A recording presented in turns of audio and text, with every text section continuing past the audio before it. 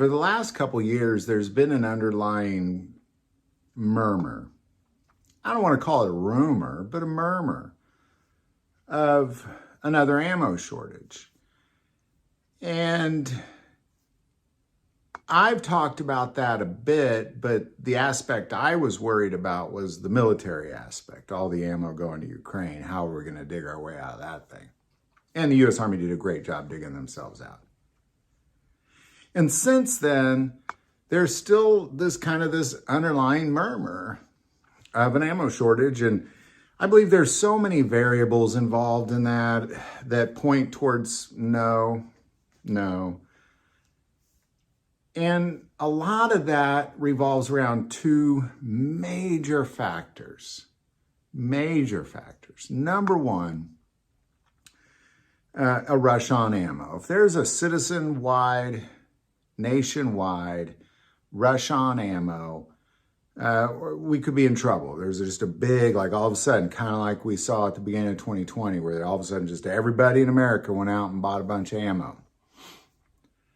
But even then, the ammo manufacturers are in a much better position than they were back then. They have bigger factories, better equipment, more raw material, more employees, more shifts, using AI, that sort of thing.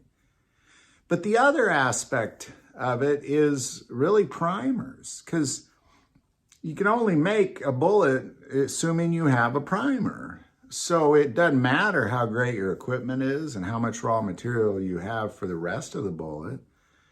If you're missing the primer, that changes everything. And that was the problem. So I believe the biggest problems that would point towards something being an issue or not would be, is there a rush on ammo? Yes or no? And do we have an abundance of primers? Yes or no? Now, I start this conversation this way to talk about the primers specifically because there's a bunch of primers out there right now that are hovering in a price range that is too high. It's too high. And I believe a lot of the reasons why it's too high is because people are willing to pay it. There's still this underlying murmur of another ammo shortage, and the first thing to go is typically the primers. But the problem with that, and this is really where the warning comes in, is don't buy those primers. Because what you've had just over the last 3 or 4 months is you have this brand new factory, White River Energetics, outside Searcy, Arkansas. Very beautiful area, wide open plains. And they're pumping out more primers than ever before that we've ever been able to do in this country. And that's just been in the last few months. So what's taking place is there's going to be a saturation of primers coming up because supply is high, demand is low. But I want to talk about the price of these primers, the ones that you should not buy. Do not buy these primers. If you don't buy them, well, prices are going to come down quicker. And really what I'm talking about is you're going to find a ton of primers, and we're in the per thousands. Small caliber, kind of like a 9mm. Don't pay over $130 for 1,000. Just don't do it. Just don't do it.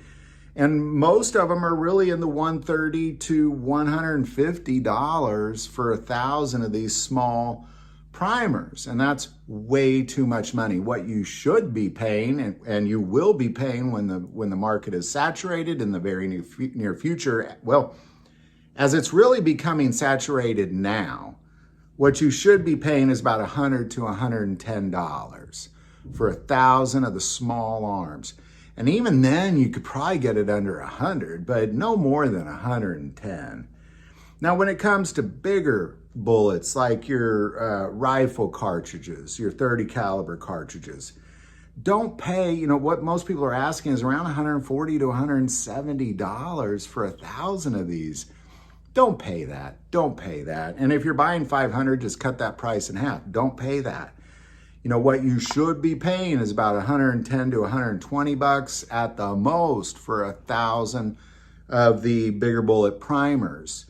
And anything else you just need to stay away from. So I'm making this video because I think it's incredibly important to say, hey, don't buy those primers, because what's about to happen is there's going to be a massive saturation of primers in America, and it's currently saturating right now. And those prices are inevitably going to come down, especially as people who are sitting on them continue to sit on them and are unable to sell them, and then more are coming in, less are going out. That's when you want to buy. So, you know, and I'm here to tell you that if you just look for a little bit, you'll find like the smaller caliber for 100, 110 for 1,000. You'll find them. Just spend a few minutes looking. You'll find the larger rifle ones, 110 to 120. Just look, you'll find them. Take the time to look. Don't pay over 110 for the small caliber. Don't pay over 120 for the larger caliber for 1,000 rounds.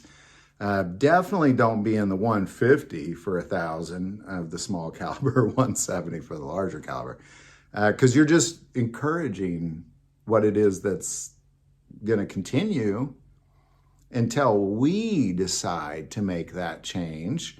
And the only way that we can decide to make that change is just say, you know what, that's too much money. We know that there's this new factory in Arkansas pumping out a ton of primers. We're not worried about primers. We're not panicking about primers. Pay a reasonable price for primers, because the market is currently becoming saturated and will be saturated probably by the end of February. Definitely by the end of the first quarter, this market is going to be saturated with primers, unless there's some sort of strange rush on ammo by the citizens nationwide. Then you might see some issues then. But outside that, the market's going to be saturated. Just wait. Don't pay more than 110 for the small calibers per 1,000. Don't pay more than 120 for the larger calibers per 1,000, and really pay less than that, but don't pay more than that. So, all right, well, there you go, man. Love to know your thoughts on this, especially what you're seeing around your neighborhood as far as the prices of primers per 1,000. What are you seeing? What do you think's reasonable to pay? What do you think's unreasonable to pay? That sort of thing. Put that below. I do want to take a moment and say most people watch the channel, hey, they're not subscribers. Click that subscribe button. Greatly increases the algorithm and our ability to get these messages out. That link is below. But the most important part of this channel is we take prayer requests. So please don't ever hesitate to send that in. Thank you for watching this episode of God, Family, and Guns. And as always, love God, love your family, and love guns.